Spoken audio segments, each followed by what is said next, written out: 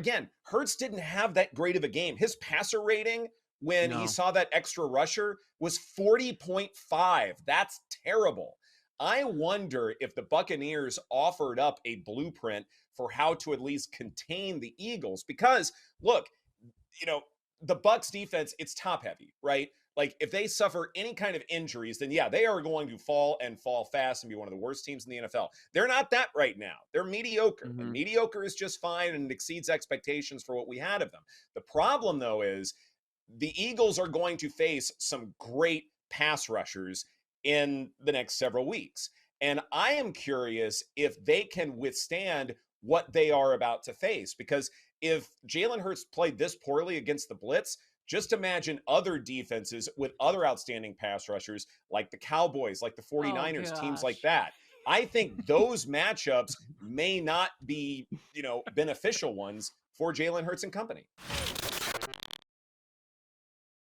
If we don't want to believe that Tua is that good of a quarterback or he's just in a really, really good situation, but Tyreek Hill is truly the playmaker, I wonder if enough voters really believe that. Because I think it's a ridiculous argument to make, to be honest, but it's not about what I think. It's about what the voters actually do. And I'm curious if enough of them do think that it's Tyreek Hill. He's the reason why the Dolphins have the best offense so far. A number of them probably think that. But will they make him the MVP? No. I think they would look at it and say, and I know not all these voters that we're talking about don't have picks for everything, but how they would look at it is, yeah, he makes the engine go, but I'll just pick Patrick Mahomes or Josh Allen instead. Because what you can do is, well, Tyreek's the favorite for the Offensive Player of the Year. We can do that, or we can take Mike McDaniel for Coach of the Year, or we can take Tua for Comeback Player of the Year, right? Like, I think there's these other avenues. It doesn't have to be a Dolphin being the MVP. So for my money, that would be a no, but I'm a hard no on non-quarterbacks for this award. That's where I stand. So I think there are other ways to give credit to the Dolphins that are non-MVP related. Like they could clean up elsewhere. The MVP one is tough. I looked at this a lot this morning, and I'm not really sure where to go. It's just going to be a pass for me right now. Kind of feels like it's Patrick Mahomes right now. I don't know where else to look. I like the Tua. Obviously, you're not getting a lot of value. And will he stay healthy? He probably will because I've waited so long and missed the good numbers on Tua. And this is probably the year he will stay healthy and win it. Well, I disagree. I think there is value on Tua in large part because if you look at, say, total EPA, he is lapping the field right now. He's got 3 times as much total expected points added as the next closest player. You're only looking at a small sliver between first place and second place. I think as the favorite, Tua offers some value. Now, the question is, and it's the thing that we keep talking about, can he stay healthy? Like he's always going to have that hanging over his head. But I also believe we're now at a point where, look, if this Dolphins offense continues at this torrid pace, maybe he does miss a couple of games and he can still win the award, Joe. There's that, the health factor, and that's always going to be there until we see a full season put together where it's not a factor. I would say how many of the voters are looking at total EPA?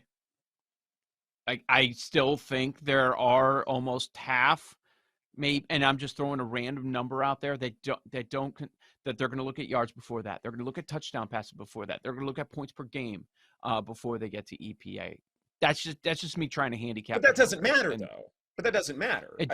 Sure, because it does. Usually those things are correlated. Like it's not like EPA says one thing and these other things say another thing. It's all together, but EPA tends to be more predictive, just like other advanced things are. So what are we going to do with this? See, I'm thinking Carr's not playing. I think this is a Jameis Winston game. What do you guys think with this injury? Might be worth it to have a Jameis Winston game. As good as this Saints defense has been, perhaps you try to rest Carr a little bit. I mean, I absolutely hate this for Carr. I really liked what I was seeing from the Saints. I was excited for them, and then boom, this happened. So you got to get him healthy. I mean, you can't rely on Jameis Winston long term. He'll be serviceable for a game or two, but Ooh, I don't know. Y- I don't think I You're can trust him for long. probably just asking him to manage the game, right? In this specific matchup, because now you have Baker in that offense with another tough matchup. Last night, it's the Eagles. Now you're going to the Dome to play the Saints. Have fun with that one.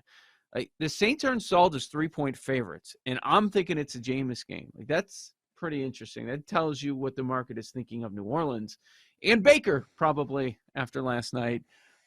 Oh man, like how does this move? Like how much of a gap is there if they say last minute that Carr is in, or once they officially announce Winston, does that number come inside of a field goal? Because all these books are willing to put out there at -3. It feels like someone has a pretty strong opinion, or maybe they're saying there's not that much of a gap between the two players. That's possible. There's also hashtag revenge because they are facing the Bucks, the Saints Oh are. man, And Jameis Winston wants to be prepared for that one. It's a revenge I know. game. So maybe Winston's better than Derek Carr on that alone.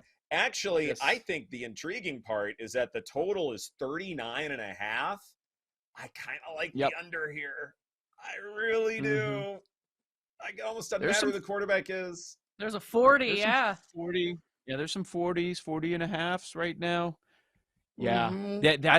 that does have like 17-14 written all over it, right? Yeah. I think Yeah. that's the play, Aaron. Yeah, I love this Saints defense, so I would definitely be looking at the under here, especially if we don't see Carr.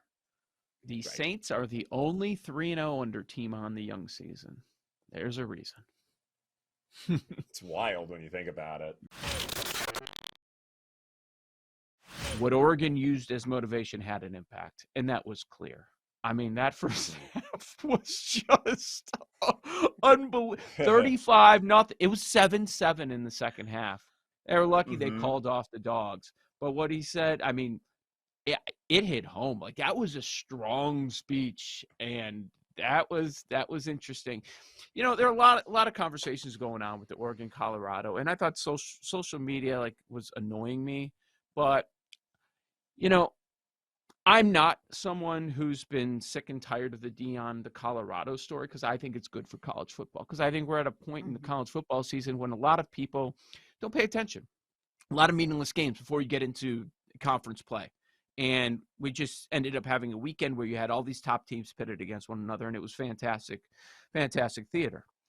Um, no matter how you feel about Colorado and the people that were just like laughing at them, you strike me as a moron because do you quickly forget that the win total was 3.5 and they won their first 3 games? Like, let's remember what Colorado was 1 year ago. And they do deserve a lot of respect and they deserve some attention. And if it's good for the sport, who the hell cares? Who the hell cares?